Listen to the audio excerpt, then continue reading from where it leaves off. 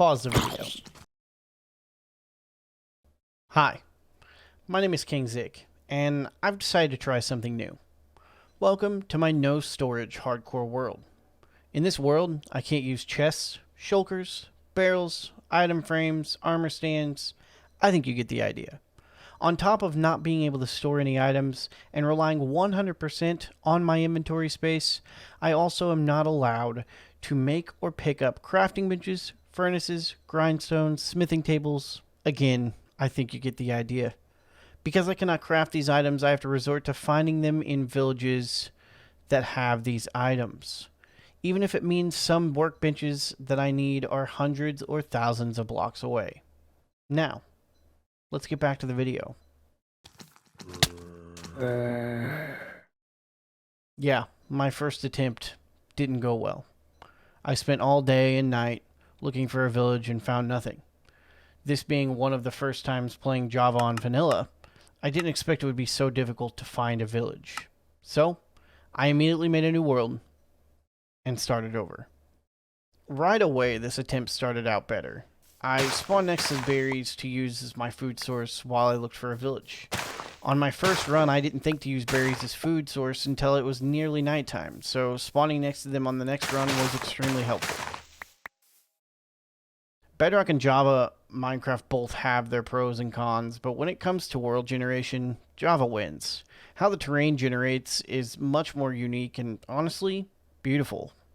My goals for this world are simple. Make normal game progress like beating the Ender Dragon and the Wither, but I also would like to grind for materials on a regular basis to do a mega build. Only having 36 inventory slots and no access to storage makes mega builds need more planning, and supply runs will have to happen on a much more frequent basis. I think in the early stages of the game, having no storage won't be that much of an issue, but as I progress in-game, having to decide what to keep and what to drop will become a daily occurrence while playing this world. Things like totems, golden apples, ores of all kinds, as well as having a bed at me at all times, is what will make this game more difficult in the late stages. When I finally found my first village, I was extremely excited and happy. I had access to a bed now, which meant at least making it through the night and not having to worry about restarting the world right away like the first time. I grabbed the bed, which was a permanent inventory spot, and continued to explore through the village. Spoiler, it's the smallest village ever generated. Yeah, those 3 houses were the entire village. I decided to cover the chest with a block to avoid accidentally opening it. My plan with the next village is to break any chests I find and just let the items despawn. Hopefully I don't have to watch any chest diamonds despawn. That would be pretty awful. After looking through all the houses, I made my way over to the farm and I harvested some of the wheat to make bread, and quickly realized that this tiny village didn't even have a crafting table.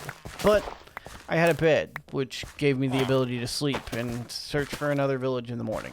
I tried to sleep, but it was still early.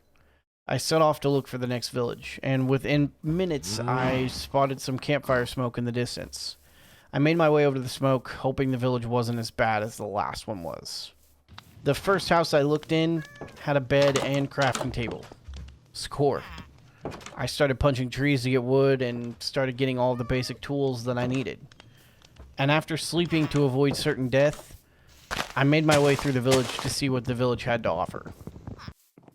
At first I thought it was a normal spruce village, but as I made my way through, I quickly realized this village sat beautifully on a beach, and I knew this would be my home. I managed to get access to a crafting table, grindstone, smoker, and blast furnace.